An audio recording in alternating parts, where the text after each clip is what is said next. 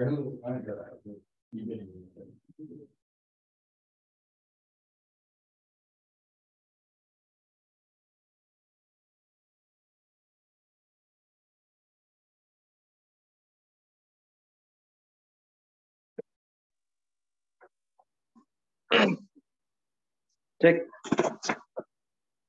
Iya, siapa tadi nih? Muhammad Eko. Ya, bisa WA gue aja ya. Kalau belum tahu WA gue nih nomornya nih. 0813 8545 7755. Buat Eko. Tapi Telegram udah masuk belum? Eko.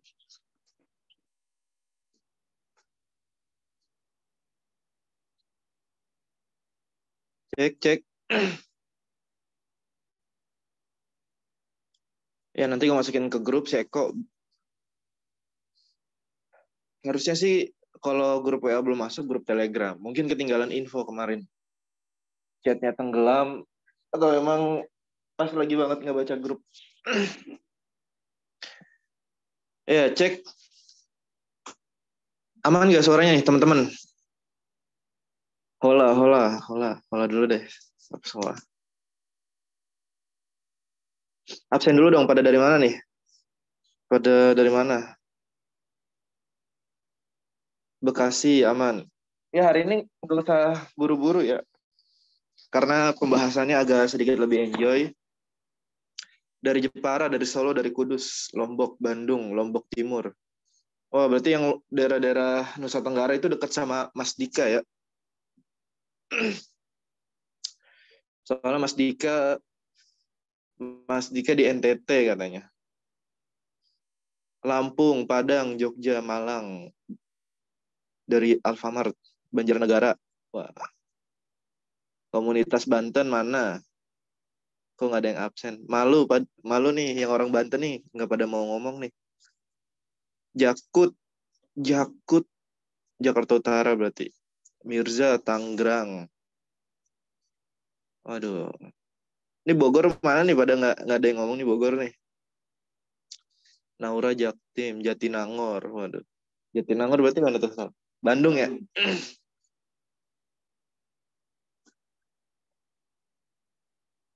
Adit dari Timika. Waduh, jauh banget Dit ya. Emasnya mana Dit? Emasnya Dit. Bagi Mas Dit.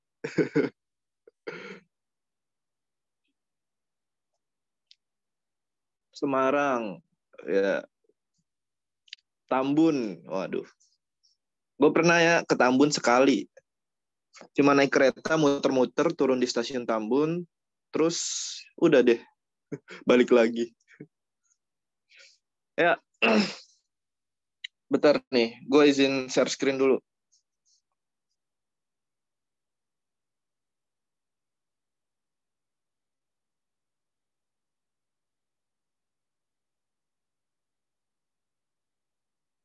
Bentar.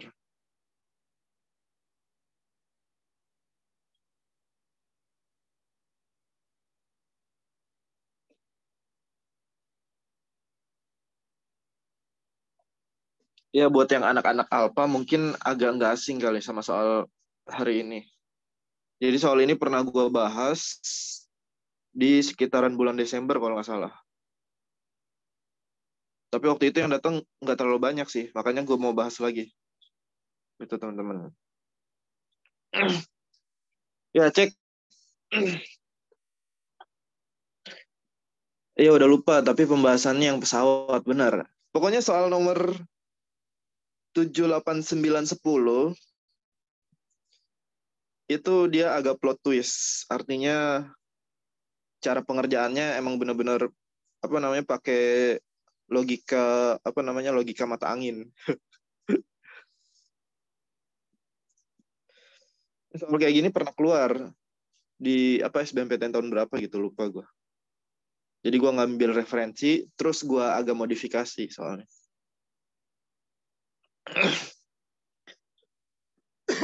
Udah siap belum nih? Pakai Pitagoras betul. Siapa tuh yang ngomong tadi? Muhammad MH Syahrial, benar pakai Pitagoras. Karena kan mata angin itu simple ya. Mata angin itu Gue biasa mengingatnya itu barat, utara, timur, selatan. Atau biasanya gue ingatnya itu boots. Barat, utara, timur, selatan. Boots gitu.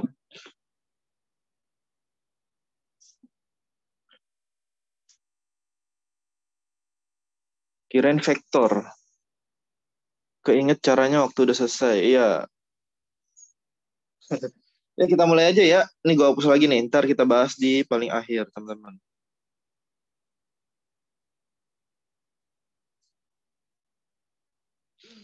Berikut adalah data survei nasional yang dilakukan oleh Indikator Politik terkait subsidi bahan bakar minyak atau BBM yang ditunjukkan kendaraan roda umum, kendaraan umum dan roda dua.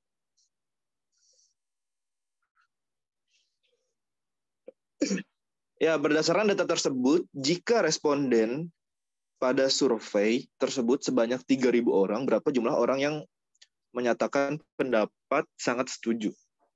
Nah, dari sini kita tahu gitu, bahwa total orang yang ikut survei itu sebanyak 3.000 orang.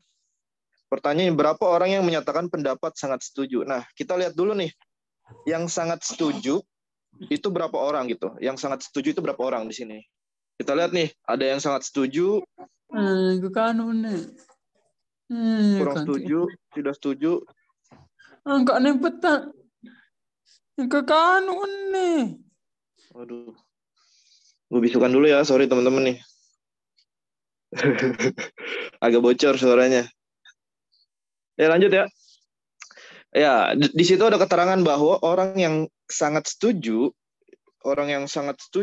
nih di sini itu ada sekitar 12,3% gitu. Berarti berapa jumlah orang yang menyatakan sangat setuju? Caranya gimana? Ya ini tinggal dikalikan gitu. Perkalian antara orang yang sangat setuju, karena kan dia ngitung berapa jumlah orang, sedangkan yang diketahui itu persentase sama jumlah total gitu. Sangat setuju dikalikan dengan total orang gitu, total orangnya. Gitu teman-teman. Ya berapa nih? Kita masukin nih persentasenya. Ini persentase ya, ingat teman-teman. Ini persentase nih. Sorry, ketebalan. Fontnya. Berapa persentase? Berarti 12,3%. Kita kalikan dengan total seluruh orang yang ikut survei gitu. Yaitu ada 3.000. Gitu teman-teman. Ada yang bingung nggak sampai sini? Ada yang bingung? Pengandainya gini deh. Misalkan siapa nih di sini? Misalkan Lemon. Si Lemon ini dia jadi ketua kelas. Jadi ketua kelas. Satu kelas itu ada 30 orang. Ada 30 orang. Terus yang milih dia itu 20%. 20%. Berarti berapa banyak orang yang milih si Lemon tadi? Berarti 20% kita kalikan dengan 30 orang. Berarti berapa? Ya ini 20/100 kita kalikan 30 orang. Nah, ini kita sederhanain 20 kali 30 ya 600/100. Berarti yang milih si Lemon itu ada hanya 6 orang. Gitu. Ya kurang lebih nyari total orang yang sangat setuju itu sama dengan cara menghitung banyaknya orang yang memilih Lemon gitu. Nah, berarti berapa nih? Ini 12,3/100. Ingat ya, bilangan persentase itu ya per 100, sekarang kan 100%. 12,3/100 kali 3.000. Aduh, kok berubah warna? Kali 3.000, teman-teman. 3.000. Terus berapa nih? 3.000 bagi 100. 3.000 bagi 100 jadinya 30. 3.000 bagi 100. Ini gue agak bedain deh warnanya. 3.000 per 100 itu sama dengan 30. Jadi di sini itu 12,3 kita kali 30. Itu berapa? Ya, sekitar 369 orang. Ya, jadi jawabannya adalah apa tadi? B. Ya, mantap. 12,3 kali 30 sama dengan 369. Benar, Adit. Soalnya udah di-share udah di grup WA. Ini di Telegram gue share juga deh. Takutnya yang di Telegram nggak dapet. Bentar, gue kirim ya Telegram ya.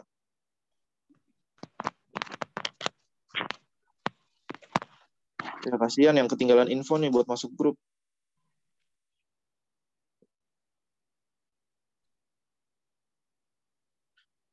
Ya makanya apa namanya? Ya karena grup Station Hub itu penting, Alternativa Station Hub itu penting, jadi dipin teman-teman, mohon dipin, biar nggak ketinggalan info gitu. Karena kasihan juga kalau kalian nggak ketinggalan. Bang, Opo? gue nomor 2 boleh jawab nggak? Ya boleh deh, nomor 2 Adit dulu deh. Oke. Di situ kan Baca soalnya dulu, dikatakan, Dit. ya bang, baca soal ya. Oke. Iya. Di situ kan dikatakan berdasarkan data tersebut, jika total responden yang pada survei tersebut sebanyak 3.000 orang, maka selisih orang yang tidak setuju dan tidak tahu adalah tidak setuju kan berarti kita cari dulu tuh Pak persenannya tuh. Itu Iya. kan berarti 12,4% dikali 3.000 Bang. Hasilnya kan Iya, 372 orang. Terus kali tidak tahu. 3.000. Terus yang tidak tahu itu kan 3,6% Bang. Kali 3.000 juga, berarti 108 orang. Berarti, Bentar. Gua sambil tulis nih. Berarti 3,6% dikali 3.000. 3.000. Ya, gini ya teman-teman. Lanjut, Dit. Nah, itu yang tidak setuju kan hasilnya 372 orang kan Bang. Nah, Yang mana? yang tidak setuju Bang, hasilnya kan 372 orang. Banyak amat, Dit. Iya Bang, hasilnya 372. Bentar. Coba gue hitung dulu ya. 12,4% orang yang sangat setuju itu kan tadi berapa? 369 ya?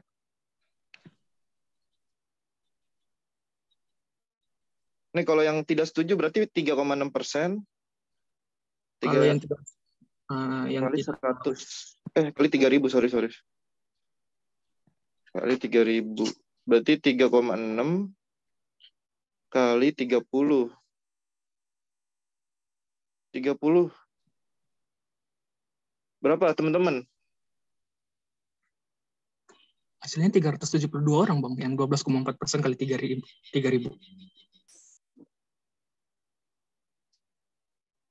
Yang 3,6% kali 3.000 kan hasilnya 108 orang Bang.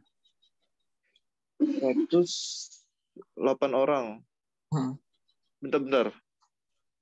Oh, astaga. Bentar. Gue yang salah di sini ya, astaga. Ini bukan 12,4%. Tapi berapa tuh? Yang tidak setuju 12,4 ya? Ya benar, Adit. Berarti ini 372 orang. 372 dikurang 108 orang Bang. Terus yang 3,6 berapa? Yang 3,6%. Hasilnya 108 orang Bang. 108 orang, ya benar. Terus berarti kan selisihnya, ya kita kan udah tahu tuh 372 dikurang 108. Hasilnya 264 Bang. 2 dikurang 8 itu 12 kurang 8 itu 4. 6 dikurang 0 itu 6. 2 dikurang ya 264 ya. 264 orang. Ya benar, Adit. Nomor 3 ada yang mau jawab gak? Selain Adit. Coba. Coba siapa nih? Gua tunjuk ya, coba. Coba Azam nih, Azam. Nomor 3. Apa yang benar, Azam? Belum bang. Baru join. Ya, gue jawab aja ya. Berdasarkan data tersebut, manakah simpulan yang tepat terkait hasil survei kenaikan harga BBM? Ya, sebagian besar masyarakat menginginkan tidak setuju atau kurang setuju terhadap kenaikan harga BBM. Sebagian masyarakat menginginkan tidak setuju atau kurang setuju.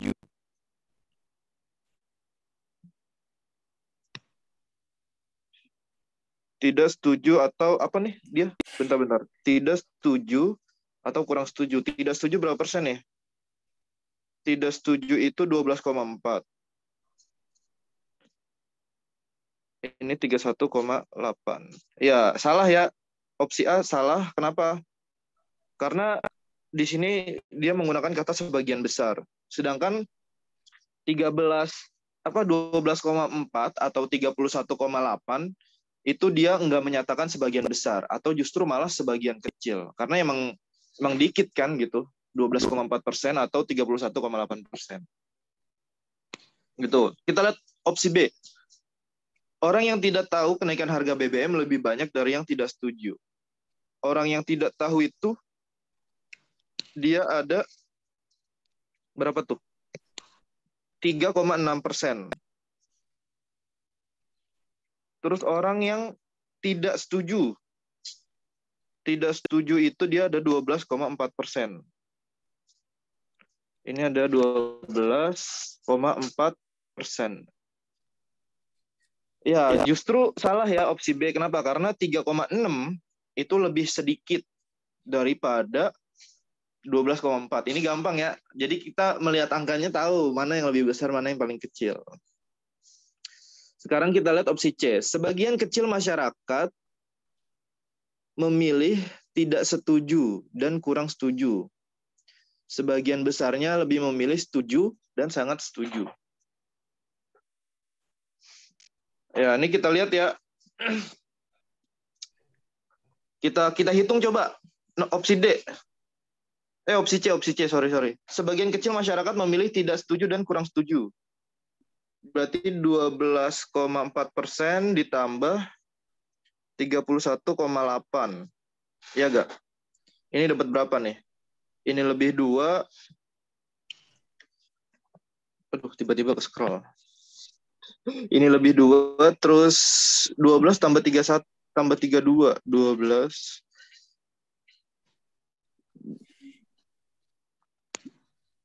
44 ya? Iya, 44,2%. Sedangkan yang setuju, sangat setuju, itu kita hitung juga. Yang setuju itu 39,9, yang sangat setuju itu 12,3. Jelas ya, lebih banyak sih harusnya. 39,9 tambah 12,3. Berarti ini lebih 2, 40 tambah 12, 52%. Jelas ya bahwa si orang yang sangat setuju dan setuju itu lebih banyak. Jadi jawabannya adalah yang C. Ya. Begini aja deh. Tuh jawabannya adalah C. Opsi D, masyarakat kurang setuju terhadap harga BBM lebih mendominasi daripada yang lainnya. Salah ya. Ini salah. Karena yang mendominasi itu justru yang sangat setuju. Sedangkan yang kurang setuju itu cuma 31,8%. Gitu. Jadi enggak mendominasi gitu. Sebagian masyarakat yang tidak setuju dikarenakan permasalahan ini juga salah. Kenapa yang ini salah?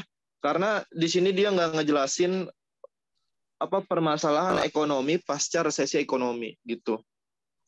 Jadi bisa dibilang opsi E ini sangat di luar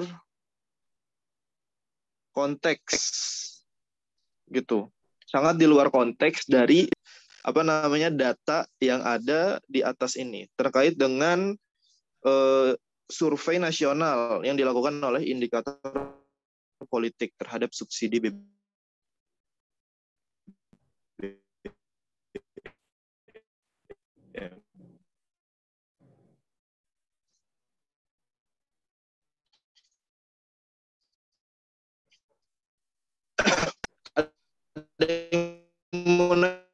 gak sampai sini? Jelas gak? Ya, coba kalau paham ketik. Mana? Paham ya? Ini agak nge-freeze nih, baru pada muncul chatnya.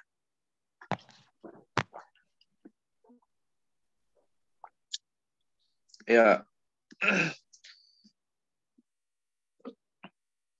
Atau ada yang punya cara lain nggak? Nomor 2 nih terutama. Nomor 2 kan tadi gue tambahin keterangan deh, karena ada yang kurang keterangan. Ini berarti keterangan buat orang yang setuju. Ini buat yang setuju, terus dikurang dengan orang yang tidak tahu. Ini kurang ke bawah dikit ya. Nih, bentar, gue hapus dulu. Cara mau dikirim kan, jadi gue agak rapihin. Gue karena mau dikirim, jadi gue agak rapihin. Ini berarti 12,4% kali 3.000. Terus ini dikurang 3,6% dikali 3.000. Nah, ini berarti keterangan buat orang yang tidak setuju. Ini buat yang tidak setuju. Dan selisihnya dengan orang yang tidak tahu.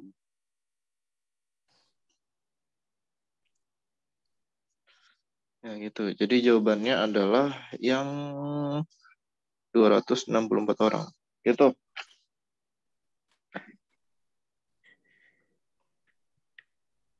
Misalnya ini ada yang nanya nih, Lin, Kak kalau persennya langsung dikurangin dulu, bisa, benar. Mantap nih, Lin. Coba kita coba cara Lin ya, persennya kita kurangin dulu.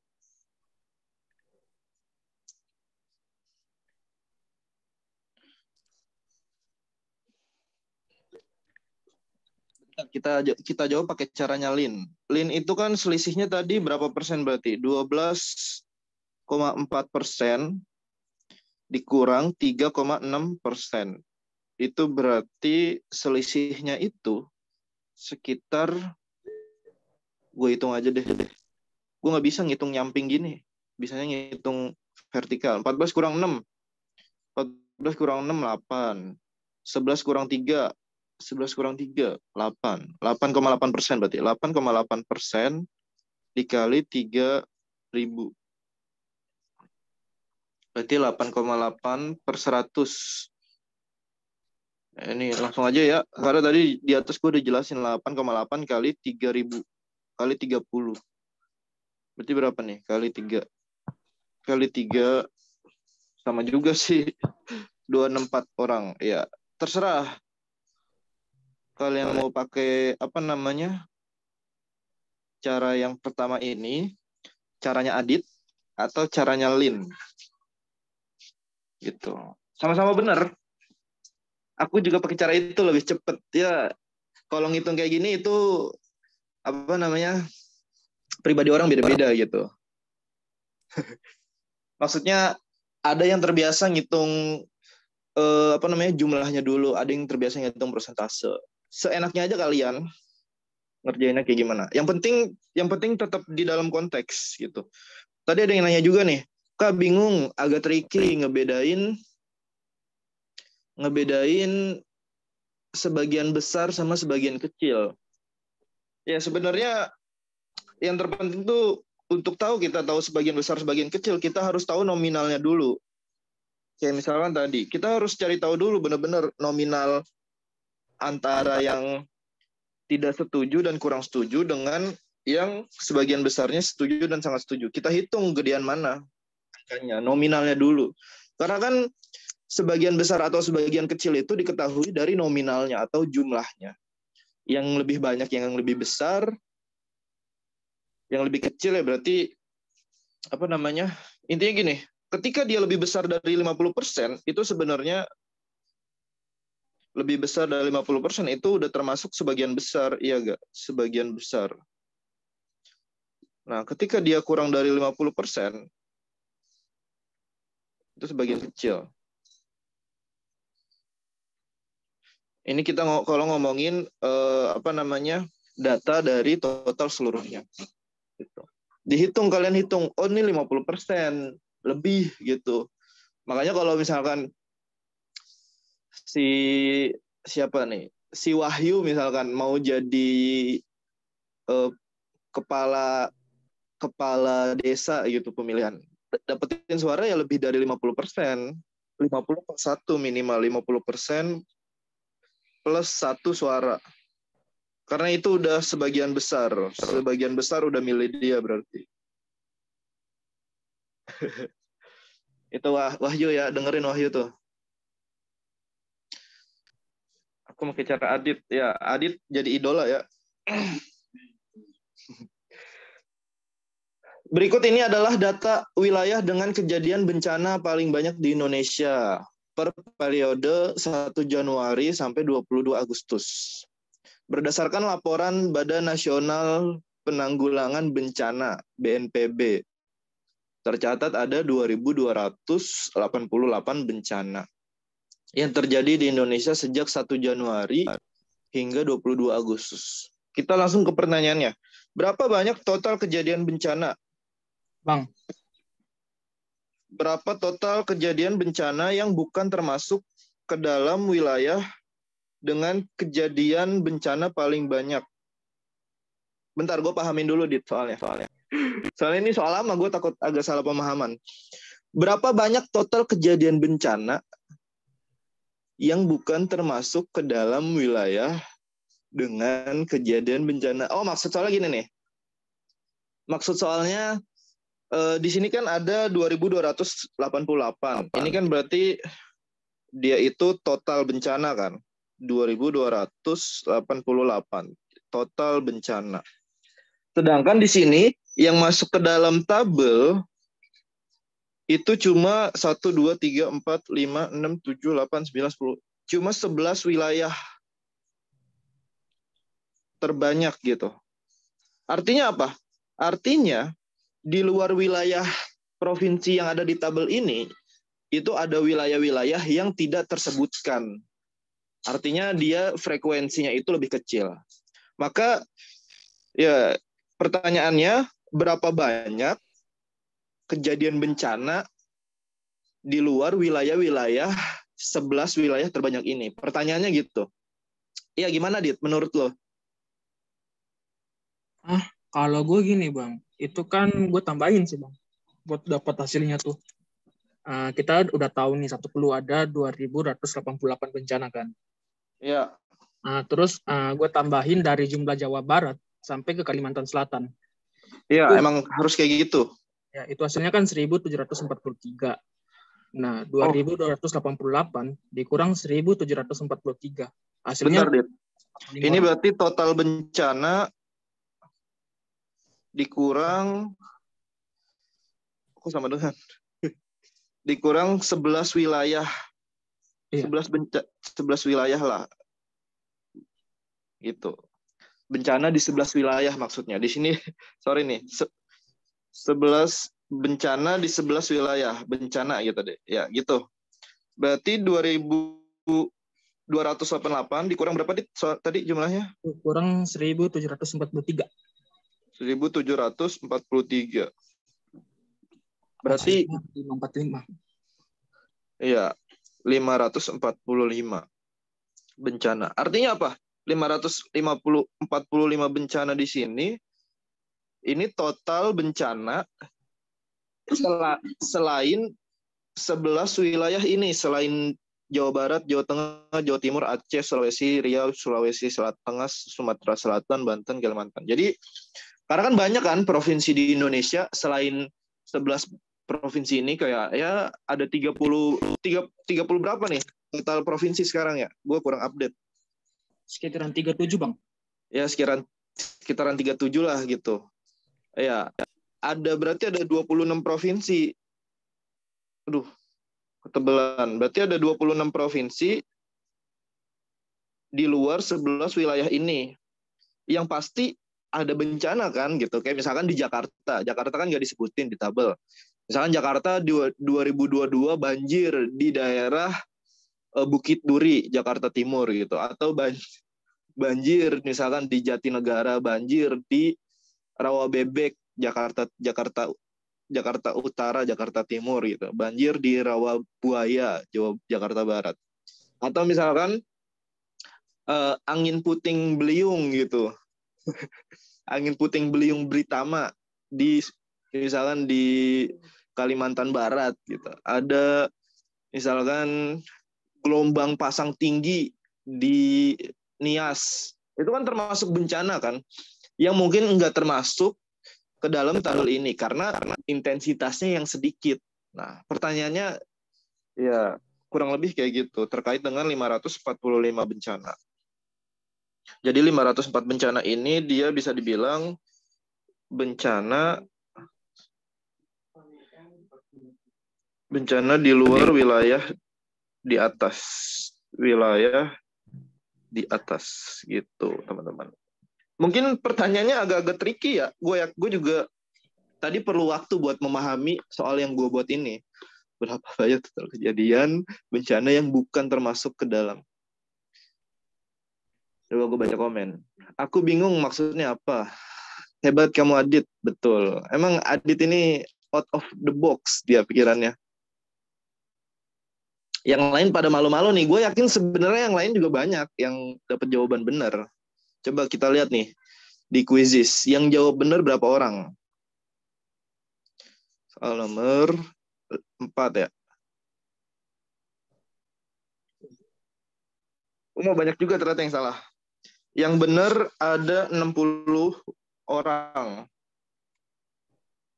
60 orang dia benar. Berarti yang salah berapa tuh? Yang salah ada sekitar 77. Dia yang salah. Berarti sekitar berapa persen ini? Berarti sekitar 40% akurasi kebenarannya. Akurasi benarnya. Ya. Enggak apa-apa. Yang penting salahnya pas latihan sama gua. Aku kira cuma Jabar, enggak ya. Makanya kita lihat di sini. Ini pentingnya baca keterangan soal ya. Berikut ini adalah data wilayah dengan kejadian bencana paling banyak. Dari sini kan kita tahu bahwa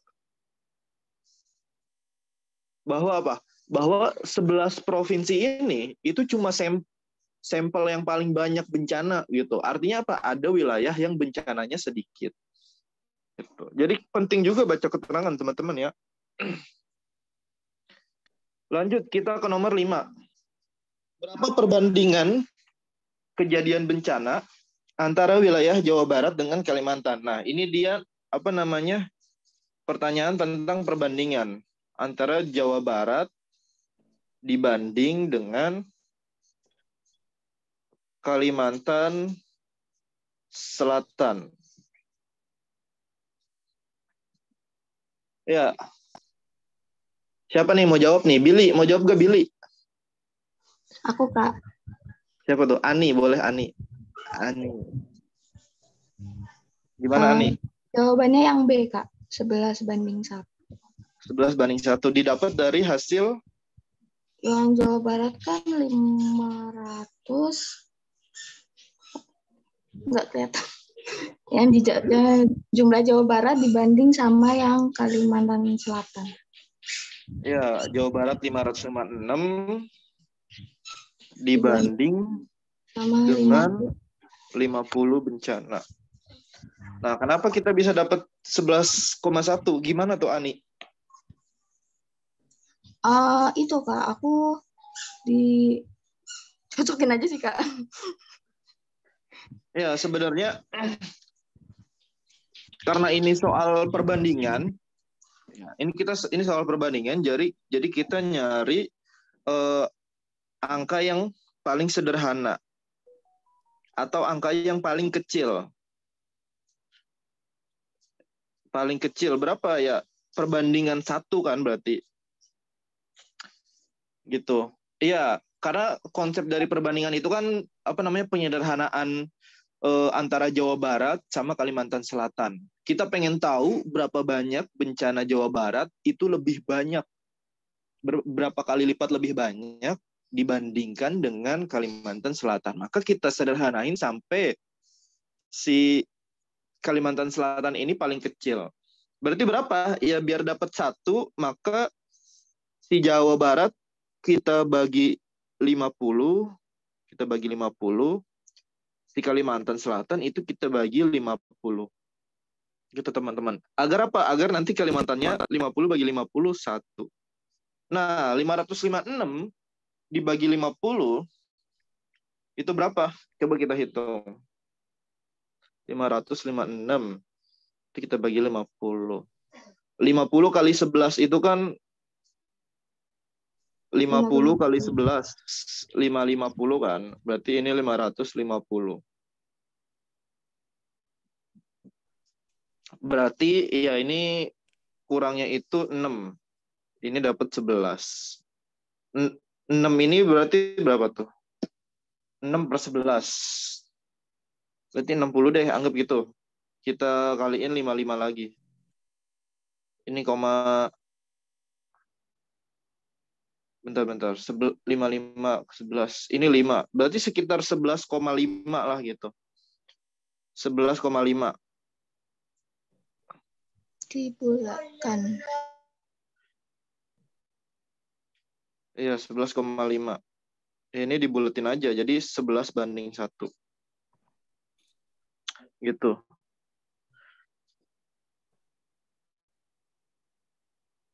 Itu yang sama E.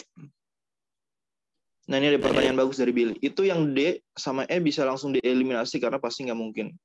Ya, yang mesti digarisbawahi sebenarnya tadi di sini. Ini kan yang disebutin di dalam soal itu perbandingan antara Jawa Barat dengan Kalimantan. Berarti Jawa Barat banding Kalimantan gitu. Akan berbeda gitu kalau misalkan di soal pertanyaannya gini. Berapa perbandingan kejadian bencana antara wilayah Kalimantan Selatan dibanding dengan Jawa Barat? Maka nanti dibalik. Jawabannya kemungkinan ini. Ini pengaruh juga gitu. Apa namanya? Letak perbandingan atau letak pernyataan di dalam soalnya. Iya, intinya apa namanya? Ya, kalau dalam perbandingan yang terpenting ketika mau pembulatan itu ke angka yang terdekat aja gitu. Gitu. Coba kalau kali 12 berapa sih? 55 apa 11 kali 12. Sorry. 12 kali 5. 60. Iya, cuma agak kurang relevan kalau misalkan jadi 12. Kenapa? Kenapa kurang relevan? Karena ini kan perbandingan. Karena kalau 12 kali lipat itu kan jatuhnya terlalu banyak ya. Artinya lebih banyak dari bencana yang lebih banyak dari bencana yang ada. Itu kurang relevan karena ketika kita ngomongin perbandingan bencana, ya berarti kita ngomonginnya yang ya yang angka terdekatnya. Ini 11,1 ya harusnya. Bentar gue hitung ulang nih.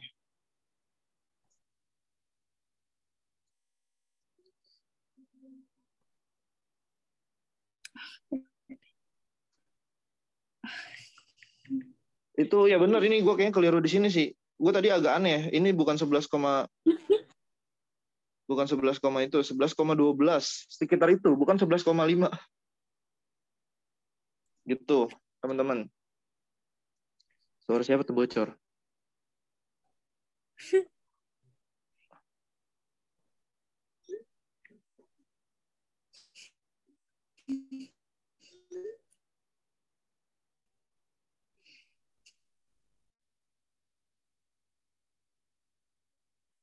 Ya, lanjut ya. Gitu, itu gue agak keliru tadi. 6/50 itu kan, 6/50 itu bukan setengah kan? Bukan setengah gitu, bukan kayak 6/50 itu sekitar 11,1. Bener tadi, siapa tuh? Gua agak keliru tadi ngitungnya. Kang Turu ya, ini hasilnya yang ini tadi. Aduh, hapus. Gitu teman-teman. Ini bukan 5 juga nih, ini gue hapus juga. 11,12 lah gitu ya. Kita bulatin jadi 11 pas. Nah, lanjut opsi nomor, kita ke soal nomor 6. Berdasarkan data di atas, manakah, ini belum gue revisi ya, ini soalnya nih. Ini harusnya tadi benar. Ini harusnya benar. Manakah pernyataan yang benar gitu ya. Ini gue revisi soalnya nih. Di apa namanya, di quizzes tadi udah benar gitu. Kejadian bencana di Pulau Jawa lebih sedikit dari Kalimantan dan Sumatera. Ini salah ya, ini jelas salah. Kenapa? Karena Jawa Barat, Jawa Tengah, atau Jawa Timur itu paling banyak. Gitu. Jadi opsi itu, opsi A salah. Opsi B, Sumatera Selatan adalah wilayah dengan kejadian banyak bencana di antara wilayah Sumatera lainnya. Kita lihat nih Sumatera Selatan. Sumatera Selatan itu 77. Sedangkan Aceh 137. Jadi banyakan Aceh ya. Artinya apa? Artinya lebih banyak Aceh daripada Sumatera Selatan. Jadi opsi ini juga salah. Gitu. Ingat ya, ini ada sedikit pengetahuan juga. Karena kan selain Sumatera Selatan ada Aceh, ada Sumatera Barat gitu. Opsi C, bencana yang terjadi di Kalimantan sebagian besar adalah banjir dan kebakaran hutan. Nah, ini kurang lebih juga salah. Kenapa? Karena ini di luar konteks. Itu di luar konteks dari data yang ada di tabel gitu. Jadi kurang relevan opsi C gitu teman-teman. Di luar konteks. Kenapa? Karena di soal dia cuma ngejelasin doang. Banyak datanya demikian. Riau juga Sumatera. Riau jatuhnya rumpun Sumatera juga.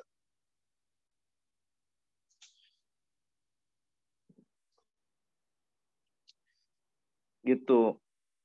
Apa? Wah, jadi lupa tadi. Iya, pokoknya di soal itu dia nggak ngejelasin penyebab bencananya apa, jenis bencananya itu yang paling banyak apa, kebakaran, banjir, segala macam itu nggak dijelasin di soal. Jadi bisa dibilang opsi yang ngomongin tentang jenis bencana itu salah pasti. Karena itu nggak relevan atau di luar konteks. Kita lihat opsi D.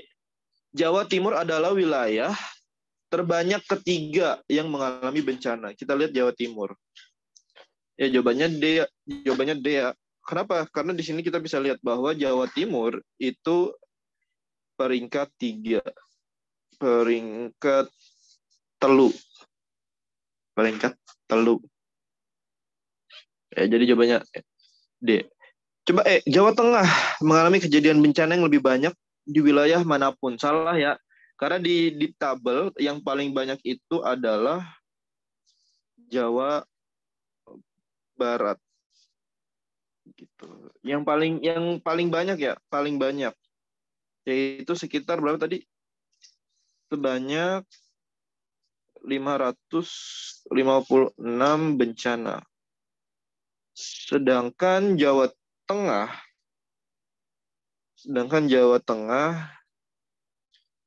itu dia hanya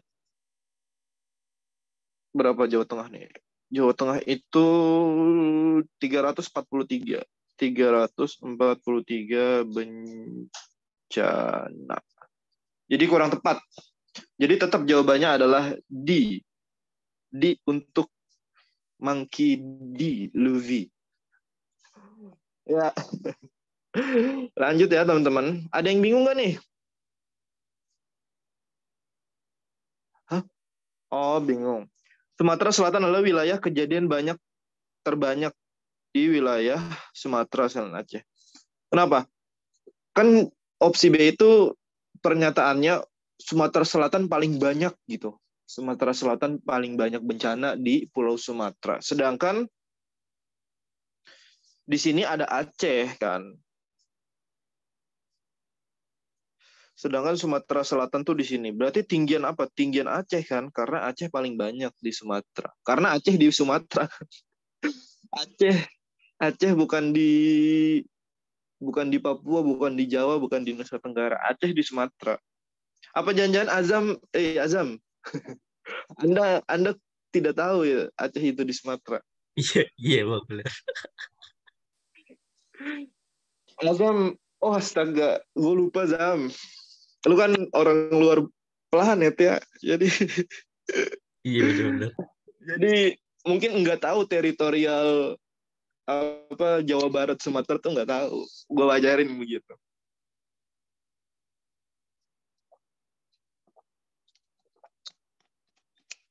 Selalu Zam, apa kawan lu banyak nih yang orang Bekasi di sini? Ada kali 20 orang mah. Azam dapat not dari Babe belajar fisika yang benar. Kalau nggak mau dijewer katanya. Oke. Lanjut. Nomor 7. Kita baca teksnya dulu deh. Pada sebuah bandara terdapat 4 pesawat yang akan berangkat pada waktu yang sama menuju lokasinya masing-masing. Jadi dia berangkat dari titik yang sama. Anggaplah bandara. Bandaranya ini gue giniin warna merah. Ini bandara deh. Nih bandara. Berikut adalah arah dan jarak yang keempat pesawat tersebut tempuh gitu. Jadi dia berangkatnya bareng karena di sini jelasin ya.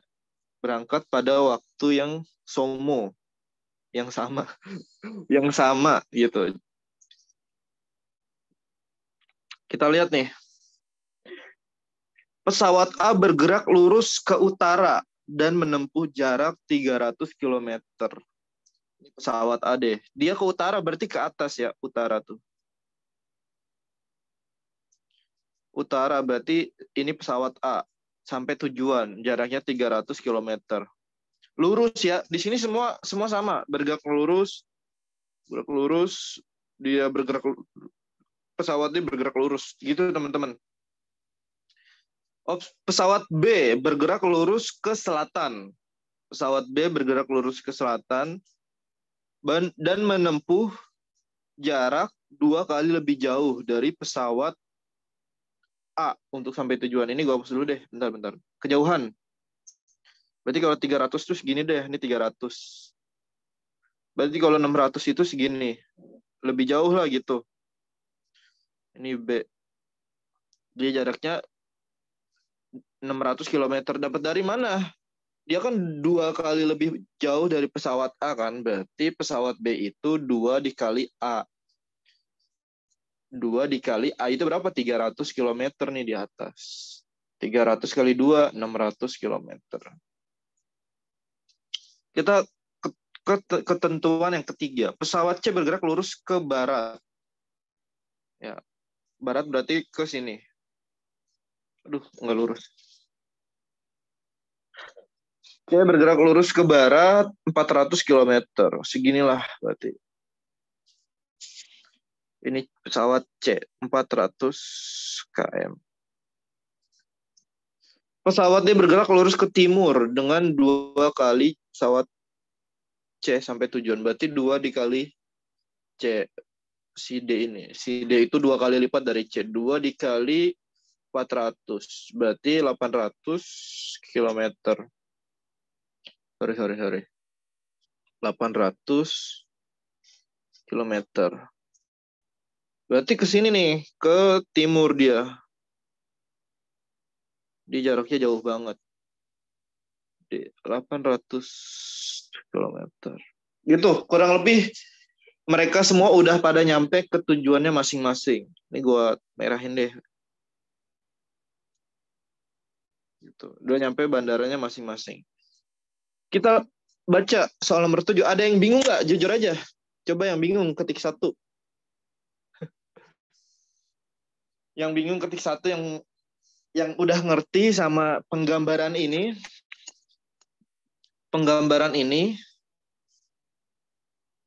Ya ketik 2 yang udah ngerti. Nggak apa-apa, jangan bingung buat ngetik 1. Chat ke DM gue juga nggak apa-apa kalau bingung. Yang hadir 167. Yang ikut kuis 140 orang. Semoga PK juga. Kelas PK ramein, bro. Bang, bisa diulang ya? Bisa, ntar gue ulang nih. Ular loncat 3. Sinyalnya jelek. Iya, gak apa-apa ya. Nanami masih hidup. Lanjut. Nah, di sini tadi gini. Yang pertama nih, yang mesti di-highlight bahwa jadi ada 4 pesawat A, B, C, dan D gitu, Nanami. Dia berangkat dari bandara yang sama dan berangkat di waktu yang sama. Nih, berangkat di waktu yang sama dan dia di bandara yang sama. Dan dia menuju arah dan jarak yang berbeda-beda. Pesawat A bergerak ke utara, berarti ke atas nih pesawat A, dia 300 km. Gitu, itu pesawat A. Terus pesawat B dia bergerak ke selatan, berarti ke bawah. Menurut mata angin kan gitu. Ini buat penggambaran aja peta ini. Walaupun di dunia nyata kan atas itu langit, atas itu atmosfer, bawah itu litosfer kan, batuan. kanan kiri itu jadi semua. Ini penggambaran aja di dalam gambar kan.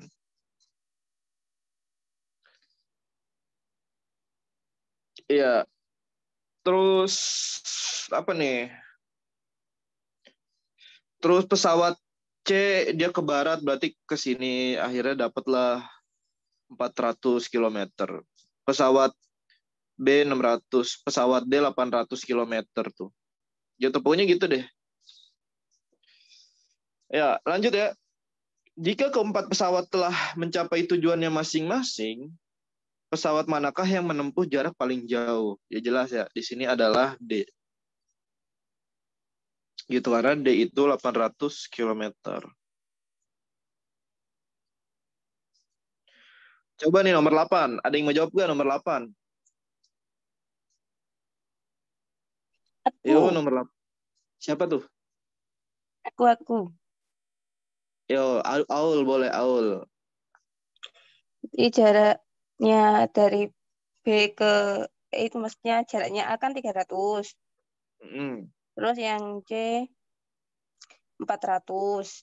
Nah, itu kayak kelihatan si bola apa? Pitagoras 345 itu terus tinggal kali 100. Jadi hasilnya 500. Dikali 100. Apa ya kayak kesebangunan itu loh. Ya, kesebangunan bener. Ya, simpelnya ini Pitagoras ya. Jadi kalau misalkan ini A, ini apa nih? Ini berarti pesawat C nyamping ya harusnya. Sorry. Pesawat C ke sini berarti. Pesawat C-nya itu 400. Berarti ini A, ini C, ini bandara tengahnya. Berarti berapa nih buat tahu jarak ini, buat mengetahui jarak antara A ke C gitu. Ya, berarti Pitagoras kan, karena dia di sini siku-siku kan.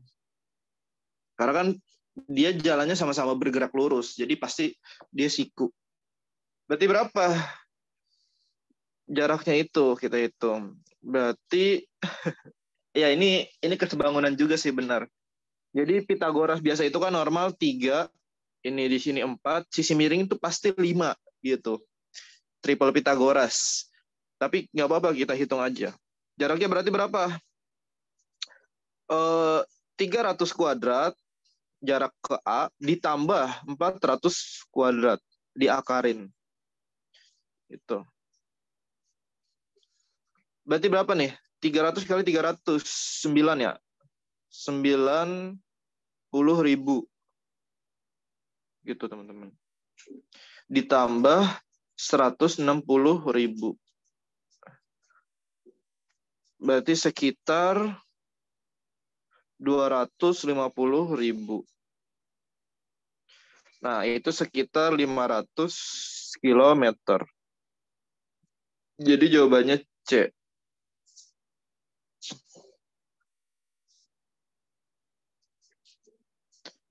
Ya gitu. Ada yang bingung sampai sini?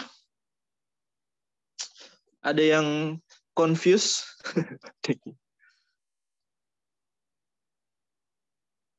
Triple Pythagoras 345. Coba nomor 9 nih. Gua, Bang. Si Adit udah request nomor 9. Oke, nomor 9 tuh ya tadi pakai rumus Pythagoras. Gue langsung aja ya. Akar 600 kuadrat ditambah 800 kuadrat kan. 600 kuadrat itu hasilnya kan 360.000. Ditambah 800 kuadrat hasilnya kan 640.000 kan. Nah, 360.000 tambah 640.000 kan hasilnya 1 juta. Berarti akar 1 juta itu sama dengan 1.000, Bang. Gitu sih. Iya, ini gue gambarin dulu nih. Ini itu berarti 600, ini 800 km. Ini D, ini B. Gitu. Berarti sama kayak tadi, jaraknya itu berarti akar dari berapa tuh? 600 ya? 600 kuadrat tambah 800 kuadrat. Berarti berapa? 360.000 ditambah 640.000. Tambah 640.000. Hasilnya akar 1 juta. Nah, akar 1 juta kan akar 1 jokut. Itu sekitar 1.000 kilometer gitu. Benar Adit. Berarti ini jaraknya 1.000 kilometer. Ya gitu, Pythagoras ya. Ya gitu. Kalau ada yang bingung gitu, misalkan Kak angkanya kebanyakan Kak pusing gitu. Ya nggak apa-apa, kalian sederhanain aja. 600 dengan 800 kalian sederhanain sama-sama dibagi 100 itu kan jadi 68 gitu. Dimana 68 itu lebih gampang dihitung Pythagorasnya daripada 600 sama 800. Gitu. Ya, itu benar kesebangunan juga kan sama Pythagoras 6, 8, 10. Ini kan Pythagoras itu kan angkanya banyak yang istimewa kan. 6, 8, 10. Apalagi ada yang inget gak? Ada 5, 12, 13. 13. Pokoknya kelipatan 345 tuh bisa semua pasti. Ini kan 345 kan tadi di awal. Kelipatannya berapa? Misalkan kali 2, kita kali 2. Kelipatan 345. Berarti berapa? 6, 8, 10. Ada ya di bawah. Kali 2. Berarti kelipatan 2 berapa? 6, 8, 10. Coba kita hitung lagi kelipatan 3. Ada juga. Kelipatan 3 berarti 9. 4 kali 3, 12. 10 kali 3. 5 kali 3, 15. Ini juga triple Pythagoras. Gitu. Banyak pokoknya. Gue nggak terlalu banyak sih. Sampai ratusan gue nggak inget. Yang gue inget tuh ada lagi. Berapa nih? Ini 7. Gue gagal lupa. Bener lupa. Udah. Ya, ini materi di geometri lah nanti. Kak Babeh mungkin yang bakal ngejelasin lebih lanjut. Nomor 10. Berdasarkan teks di atas, manakah pernyataan yang tidak tepat? Kita baca satu-satu. Opsi A, jarak antara pesawat A ke pesawat B 900 km. Benar ya? A itu kan berarti 300. Dari bandara dia 600. Berarti jaraknya 900 km. Kan ini dia nyarinya yang tidak tepat kan? Dia nyarinya yang tidak tepat. Berarti kita cari yang salah. Kita mencari kesalahan namanya. Kita lihat opsi B. Jarak antara pesawat C dengan pesawat D 1.000 km. C ke D. C itu 400, D itu 800. Berarti jarak mereka itu 1.200 kilometer. Nah, inilah jawabannya. Langsung kita ketemu. Karena tidak tepat ya, harusnya 1.200. Di sini malah 1.000. Gitu. Salahnya tuh ada di sini. 1.000 kilometer. Jangan ini deh, kurang kelihatan. Salah tuh di 1.000 kilometer. Opsi D, opsi C, pesawat D menempuh jarak 800 km dari bandara. Ya, ini benar. Opsi C menempuh jarak terdekat kedua dari bandara. Benar. Karena yang paling dekat yang A tadi. Pesawat A menempuh jarak paling dekat dengan bandara. Benar. Jadi jawabannya adalah B, teman-teman. Ya gitu.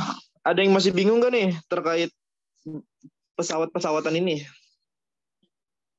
Kalau nanya tentang mekanik pesawat, gue nggak bisa jawab pasti. Ya, yang gue tahu kalau lagi naik pesawat, gue suka ngeliat gunung-gunung. Ya walaupun naik pesawat baru sekali sih, alhamdulillah. Naik pesawat baru sekali, aman ya. Ya, ini gue simpen deh, biar gue kirim nih. Gue simpen. Ada yang mau nanya sampai sini? Nanya apa aja? Di luar soal ini, nggak apa-apa, nanya yang lain. Mumpung gue bisa jawab verbal kan, biasanya kan jawabnya di chat. Hari Rabu kan itu kita ada kelas PU lagi kan? Hari Rabu PU sama gue. Nah, itu materinya apa lagi, Bang? Materinya mungkin deret, gue bakal bahas deret.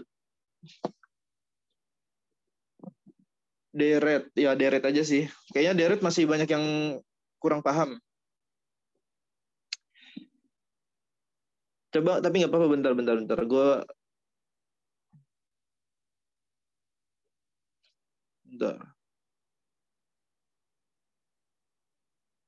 Ya paling deret sih. Tuh. Terus Sabtu sama Kadela, biasa Kadela. Sabtu sama Kadela, gue ngajar tuh geografi di hari Jumat. Di hari Jumat. Hari Minggu kayak kemarin, geografi di hari Minggu. Ya pokoknya jadwal sementara belum berubah. Itu loh Kak yang pola. Iya pola barisan.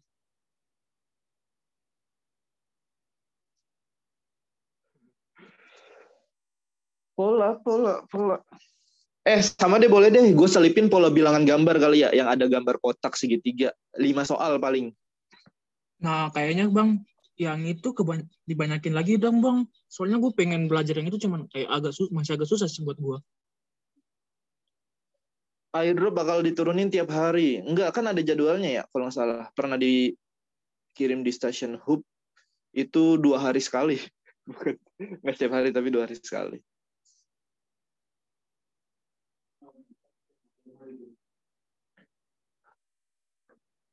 Yang A ke B kan lurus. Jadi nggak perlu Pitagoras, benar. Iya, yang A ke B itu lurus, jadi nggak perlu Pitagoras. Iya, paling formulanya gini. 10 soal deret, 10 soal gambar. Mau 10 apa 5 nih gambar nih?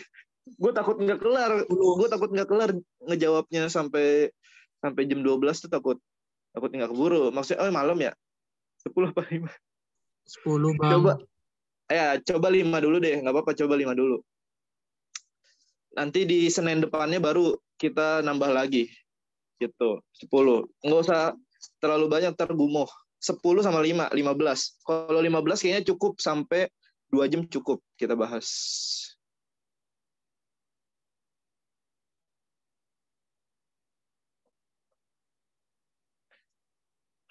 Batas TO6. TO6 tuh sekitar, gue lupa, tanggal 10 kalau 10 Februari TO6. Buat kalian yang emang benar-benar belum pernah tryout, tryout yang sangat dianjurkan itu tryout 3, 4, 5, dan 6. tryout 1-2 itu hukumnya sunnah gitu. Karena itu kan format lama kan. Jadi kalau buat menambah insight pengetahuan terkait skolastik yang mirip-mirip TKA itu boleh dikerjain. Kalau misalkan ada waktu luang pengen nambah jam terbang itu boleh dikerjain. Tapi yang paling utama yang emang benar-benar diusahain banget kalian kerjain itu tryout 3, 4, 5, dan 6 gitu. Besok aku tryout, doain ya, gue doain dah. Semoga yang tryout hari ini, besok, dan seterusnya lancar. Dan tidak kapok walaupun hasilnya kurang memuaskan. Karena kapok itu bahaya ya. Kapok itu lu kan jadi bikin nggak semangat belajar kan gitu. Nih gue mau cerita dikit juga. Salah satu problemo kalian dapat tryout kecil terus nggak semangat. Menurut gua selama masih awal-awal belajar nih, terutama yang anak taman siswa dapat tryout ataupun anak Lazarus kurang memuaskan, itu selama masih tryout 5, 6 itu jangan patah semangat gitu walaupun hasilnya kecil. Gue berkaca sama diri gue sendiri dulu jujur aja ya, gue itu tryout awal-awal di bulan Oktober, November. Itu gue tryout awal-awal. Dan gue seneng banget. Kenapa? Karena hasil gue itu benar-benar memuaskan lah gitu. Tryout pertama gue tuh dari 3.000 orang, gue peringkat 70. Dan itu gue seneng. Bulan Oktober juga sama. Gue tryout dari NF, tryout dari UI, itu udah dapat 600. Tryout ke-3, ke-4 gue udah dapat 600. Jadi progres tuh. Tapi di bulan Februari, ini jujur ya, jujur. Di bulan Februari karena gue ngerasa wah gue udah bagus nilai, gue jadi udah nggak sabar buat SBM waktu itu. Itu benar-benar hal yang sempet gue sesali sampai sekarang gitu. Gue udah ngerasa cukup dan akhirnya gue jumawa, bener tuh kata Billy. Jumawa itu salah satu bahaya juga loh gitu. Jadi jumawa ya akhirnya intensitas belajar gue agak berkurang semenjak Februari dan seterusnya gitu ya. Dan banyak lagi hal-hal fatal yang gue lakuin justru menjelang mendekati SBMPTN karena jumawa gitu. Jadi jumawa itu kayak pride lah gitu, sombong gitu, ngerasa dirinya udah tinggi dibanding teman-teman. Karena dibanding temen gue, tryout gue mungkin paling tinggi terus gitu buat anak sosum. Bener-bener nggak ada yang bisa ngalahin waktu itu mah. Dari 30 orang bener-bener selalu peringkat 1 dibanding teman yang lain. Soalnya kenapa gue jumawa, karena gini juga sih, dulu hasil tryout itu dipajang di pintu kelas. Di pintu kamar gitu sebelum masuk kelas tuh bener peringkat 1 tryout. Siapa yang nggak jumawa coba kayak gitu. Bangga banget gue.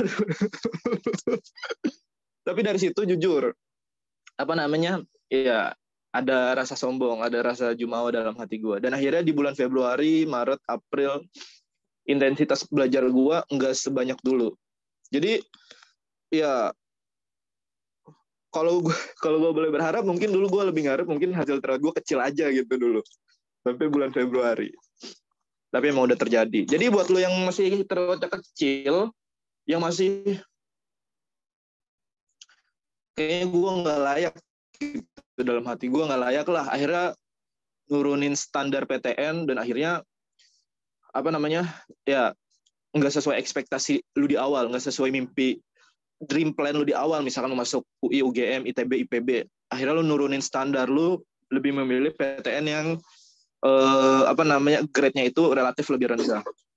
Dan itu ya menurut gua hal yang nggak baik gitu, nurunin grade. Semua TO batasnya 10 Februari, iya. TO 1 sampai 6 yang ada di web sampai 10 Februari gitu. Batas pengerjaan. Ya gitu teman-teman. Ya, emang banyak ya pengalaman. Auto membusungkan dada ketika berjalan. Bener, waktu itu sombong banget gue kalau inget-inget. Cuma sekarang cuek lah gue orangnya. Lebih dari tanggal itu nggak bisa diakses. Kemungkinan besar, ya pokoknya akhir minggu ini deh gitu teman-teman. Akhir minggu ini usahain tryout 3, 4, 5, 6 tuh udah dikerjain. Usahain. Teman-teman. Terutama tryout 6 ya, karena tryout 6 itu udah soal real. Udah soal real, jumlahnya real, waktunya real, dan soal-soalnya itu juga udah kita sesuaiin. Tryout 6. Kita tuh bisa ikut TO berapa kali? Kalau yang anak taman siswa kan kalau nggak salah 5 kali kan maksimal tryout. Karena kalau lebih dari 5 kali, dari Tesseract yang udah ditentuin, itu nanti takut nggak cukup buat live class. Karena kan programnya gitu di awal. Jadi ya kalau misalkan dirasa kurang cukup, ya mau nggak mau nanti ya mesti top up Tesseract lagi. Karena kan waktu itu programnya gitu, 5 kali. TO7 ke atas batasnya 3 hari ya Kak. Iya pokoknya minggu-minggu inilah. Minggu-minggu ini. Tanggal 10 guys. Oh, benar. Batasnya 3-4 hari. Setelah pembukaan. Ada pembahasannya nggak sih, Kak? Ada lah. Coba minta ke anak teman-teman yang udah pernah tryout, pembahasannya kayak gimana. Atau enggak, mulai tryout aja lah. Nggak usah minta-minta segala. Mulai tryout kalian udah. Hari ini kan mungkin kelas full ya. Cuma besok Selasa, itu kan ada renggang buat anak-anak taman siswa gitu. Kalau anak alfa mungkin ada kelas. Anak-anak taman siswa itu besok kan airdrop. Jadi bisalah menyisihkan waktu 3 jam gitu. Selain ngerjain airdrop. Iyalah, bismillah insya Allah bisa. Kalau top up Tesseract berapa Kak? Nanti diinfoin. Kemungkinan nih sama-sama juga sekitar 600 Tesseract itu sekitar 50K. Ini kurang lebih kayak gini ya. Gitu. Cuma gimana nanti ketentuannya bakal diumumin. Ya intinya gini ya. Kalian jangan matokin harga totalnya segini. Enggak. Kalian itu sesuaiin sama kebutuhan kalian gitu. Ketika kalian Tesseract-nya habis baru top up lagi.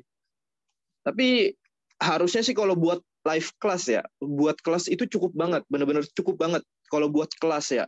Kenapa? Karena satu kelas itu cuma satu tryout, guys. Cuma satu live class itu cuma satu Tesseract. Jadi gue yakin banget 120% itu pasti sangat cukup kalau buat live class.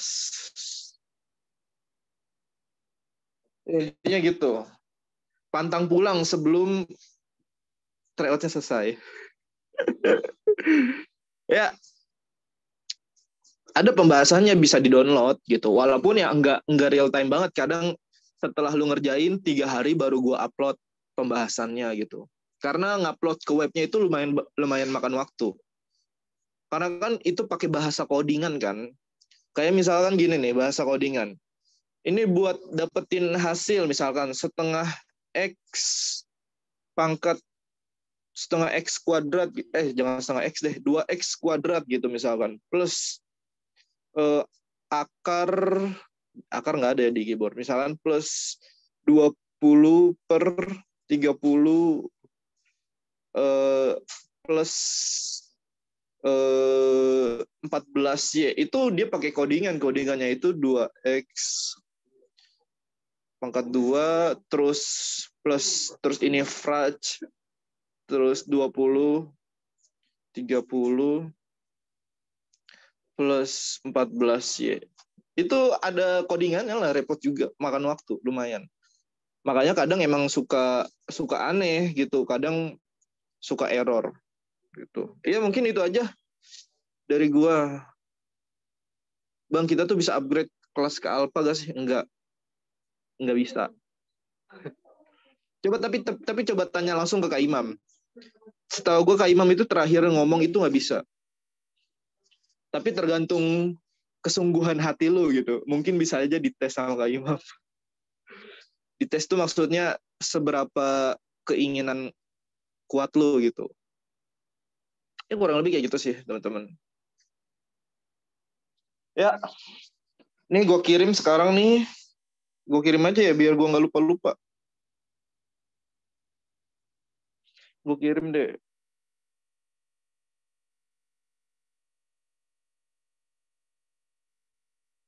Gue kirim dulu ke gue. Karena yang ini kan gak masuk grup WA.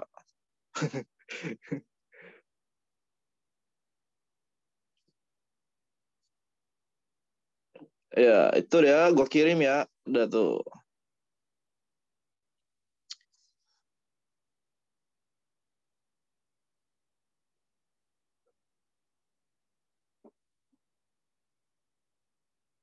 Ya. Sama Gio yang kemarin ya. Nih gue kirim juga nih Gio yang kemarin. Ya, ntar deh. Gue end dulu. Ya, gitu aja. Itu aja mungkin dari gua. Kurang lebihnya mohon maaf. Assalamualaikum warahmatullahi wabarakatuh. Waalaikumsalam.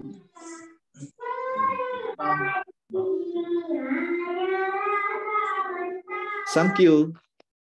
Gua end deh.